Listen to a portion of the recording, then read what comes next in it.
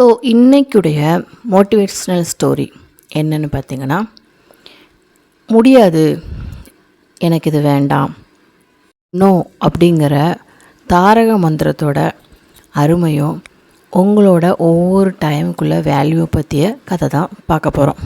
பார்க்கலாமா?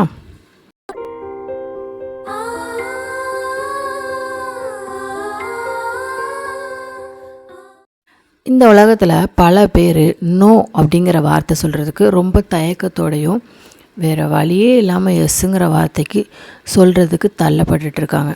ஆனால் நிஜமாகவே நோங்கிற வார்த்தைக்கான மதிப்பு ரொம்ப பெருசு.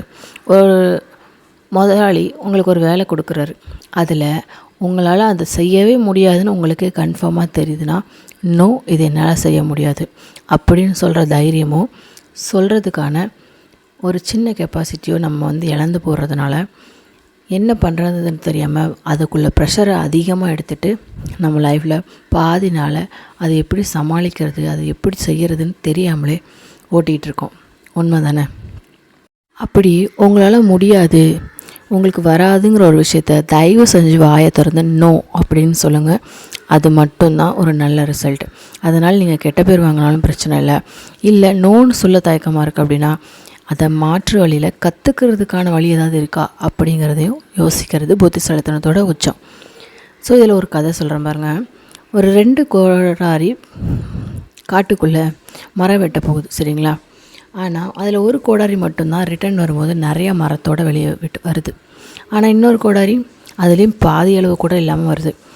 என்னடா இது, இவன் மட்டும் எப்படி இவ்வளோ காண கொண்டு வரான் அப்படிங்கிற யோசனை இன்னொரு கோடாரிக்கு வருது.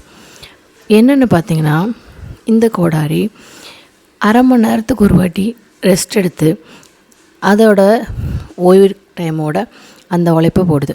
ஆனால் இது என்னென்னா, அதை விட அதிகமாக உழைக்கணும் அப்படிங்கிற ப்ரெஷர் அதுக்குள்ளே போட்டுட்டு வெட்டுன்னு வெட்டி ரொம்ப டயர்டாகி ஒரு அளவுக்கு மேலே வெட்ட முடியாமல் தோற்று போய் வீட்டுக்கு வருது.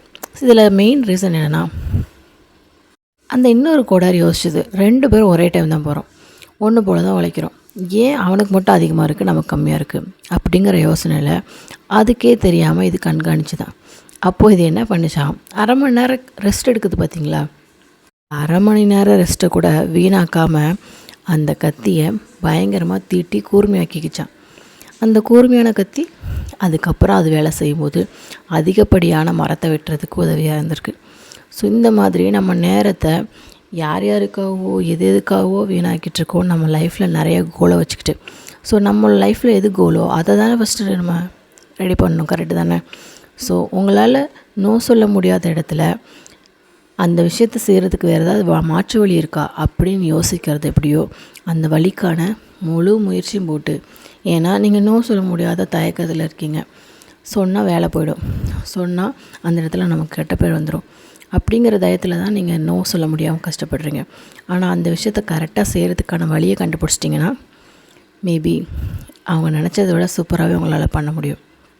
ஸோ உங்களால் மேக்ஸிமம் லெவல் நோ சொல்ல முயற்சி பண்ணுங்கள். முடியாத பட்சத்தில் எஸ் சொல்கிற இடத்துல அதை எப்படியாவது செய்கிறதுக்கான முழு முயற்சிக்கு உங்களை நீங்கள் தயார்படுத்திக்கோங்க.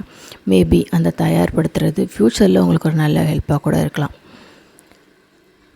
இது உங்களுக்கு புரிஞ்சிச்சா இல்லைன்னு எனக்கு தெரியலை. புரிஞ்சிருந்தால் ரொம்ப நல்லது. இந்த வீடியோ உங்களுக்கு பிடிச்சிருந்துச்சுன்னா லைக் அண்ட் சப்ஸ்கிரைப் பண்ண மறந்துடாதீங்க. உங்களோட ஒவ்வொருத்தரோட சப்போர்ட்டும் எனக்கு ரொம்ப ரொம்ப முக்கியம். தேங்க்யூ.